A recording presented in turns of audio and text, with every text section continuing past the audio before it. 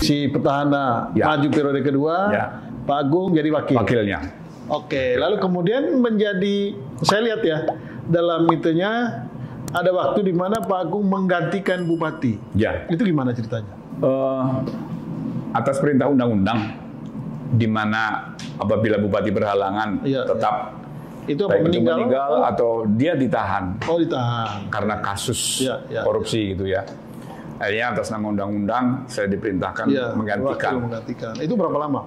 3 tahun enggak ya. Oh, 3 tahun. Ya lumayan lah.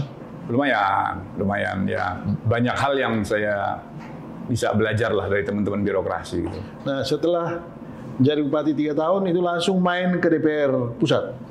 Belum. Jadi 3 tahun ini kan dari wakil bupati saya menjadi bupati. Kan ada pilkada berikutnya. Oh iya. Oh, main dulu. Ya kan? Pilkada. Saya ikut kompetisi di pilkada berikutnya gitu. Di pilkada berikutnya saya kurang beruntung. Oh. Suara saya kurang sedikit.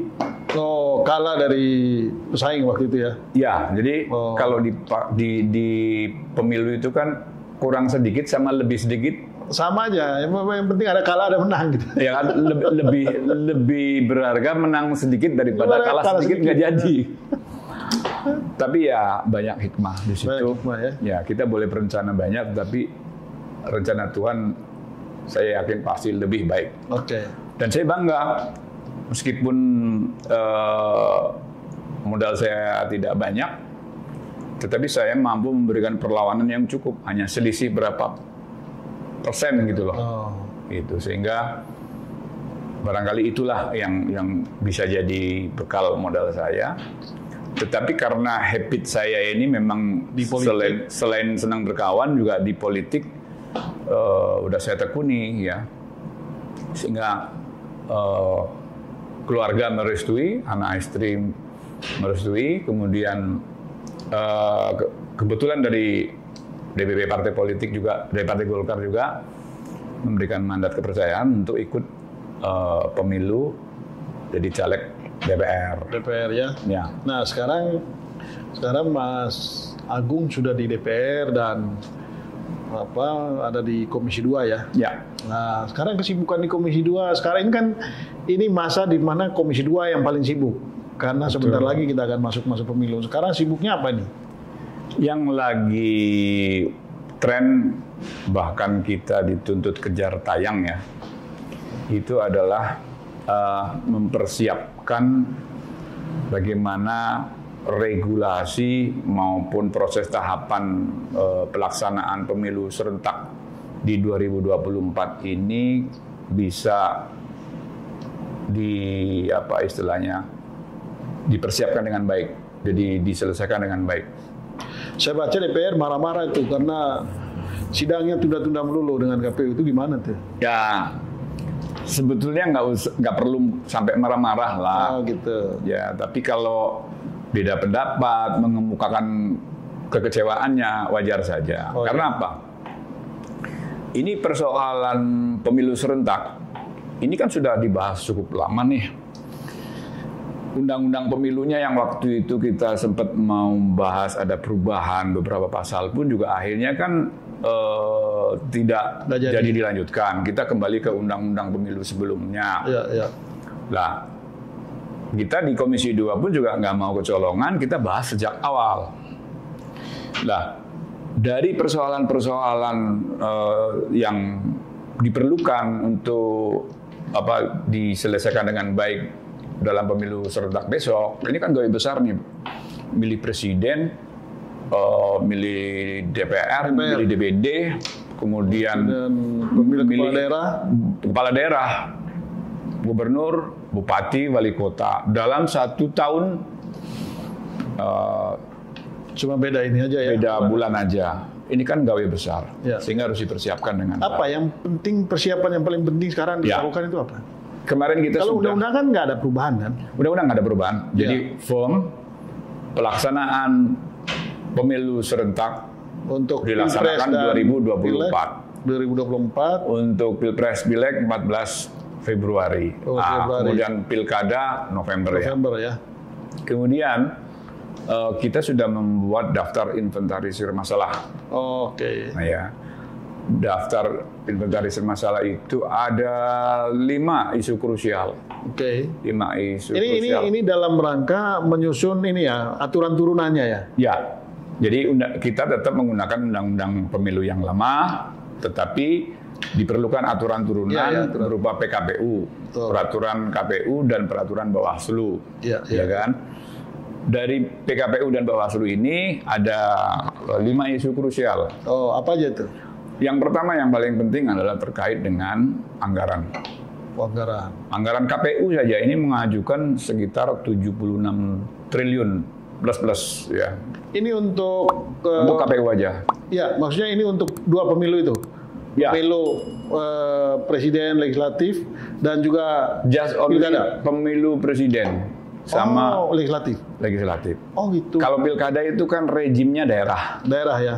Ya walaupun ada supervisi lah, ada supervisi dari pelaksananya daerah pakai DAU, tapi kan nanti menggunakan APBN, ya kan.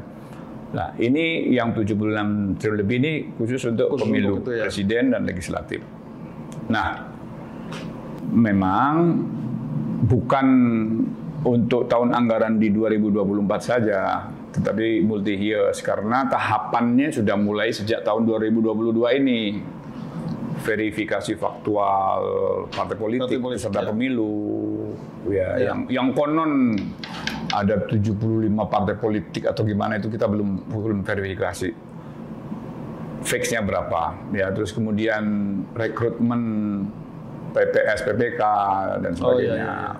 Ini kan sudah. Oh, jadi ini ada 3 tahun ya? 3 tahun. 2022, 2023, 2024. Jadi 70 itu dibagi 3. Kurang lebih begitu. 3 tahun itu. Ini belum Bawaslu. Pertama, yang kedua, isu krusial yang kedua.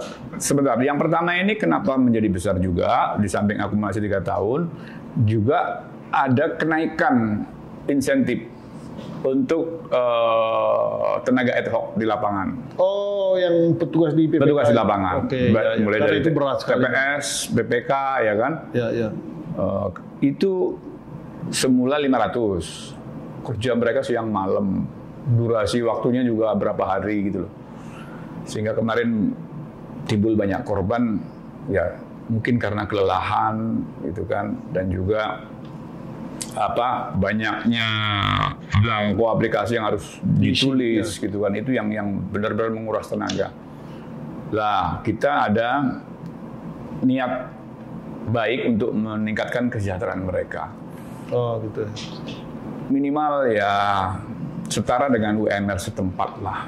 Jadi semula 500.000 menjadi 1.500.000. Nah di sini berarti ada yang menyebabkan juga pembengkakan. Oh, bengkak. Oke. Jadi soal anggaran ya. Yang kedua tentang durasi masa kampanye. Durasi masa kampanye dari KPU itu membutuhkan waktu 90 hari. 90 hari. 90 hari itu dari Komisi 2 nggak terlalu dikit itu. Kenapa? Justru terlalu lama. Oh. Kalau masa kampanye terlalu lama melibatkan banyak. Kalau 90 hari kan berarti cuma 3 bulan. 3 bulan. 3 bulan terlalu lama. Kesulitan kalau 60 hari, kesulitan untuk penyelesaian pengadaan barang dan jasa pemilu. Kan ada undang-undangnya, ada aturan lelangnya yang mereka membutuhkan proses tahapan dan waktu. Gitu loh. Sehingga tetap ngotot 90 hari. Terus akhirnya kita win-win solusi, ambil waktu 75 hari. Oh gitu.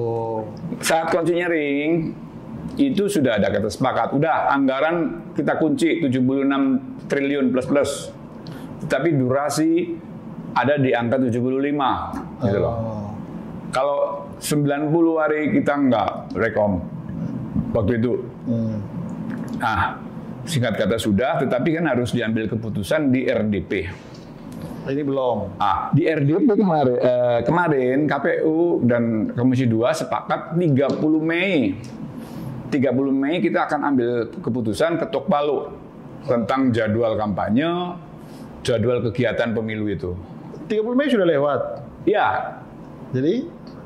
Tapi tanggal 30 Mei yang dijanjikan, KPU nggak datang. Kemendagri siap, Komisi 2 siap, KPU nggak datang. Ya, dengan alasan yang tidak jelas. Di belakang hari dengar kabar ta'aruf, dia ngadain roadshow ke berbagai lembaga, di antaranya menghadap presiden, itu kan. Terus yang lebih soan. Ya, soan. Kalau ini persoalannya karena komisioner baru, dia perlu ta'aruf, ya istilahnya perkenalan lah ya, silahkan. Itu otoritas dari teman-teman. Tapi rapat baru-baru juga tidak hadir kembali. Enggak, sebentar. Ini persoalannya begitu keluar dari ketemu presiden, dia langsung statement. Seolah-olah presiden sudah setuju 90 hari. Oh, gitu. Nah, padahal belum diputus dengan Komisi 2. Ya kan? Nah, akhirnya kemarin, RDP kemarin, kita ketemu, kita sampaikan semua persoalan. Dan tapi KPU-nya hadir ya? Hadir. Kan harus bersama-sama. Nggak bisa DPR mutus sendiri, atau pemerintah mutus sendiri kan. Pemerintah bersama-sama dengan DPR. Jadi ini isu yang kedua. Ya, yang ketiga masih kedua. Akhirnya disepakati 75 hari. Oh, jadi sudah sepakat 75 hari. Ya, jadi betapapun KPU ada kewajiban yang tidak bisa lepas dengan DPR. Karena aturan turunan itu harus dikonsultasikan. Ya, betul. Kemarin sudah disepakati. 75 hari. Kemudian isu yang krusial yang selanjutnya adalah tentang digitalisasi. Ini penting sekali. Ya, saya kira di era mengurangi bebannya petugas lapangan itu juga sangat membantu. Ya.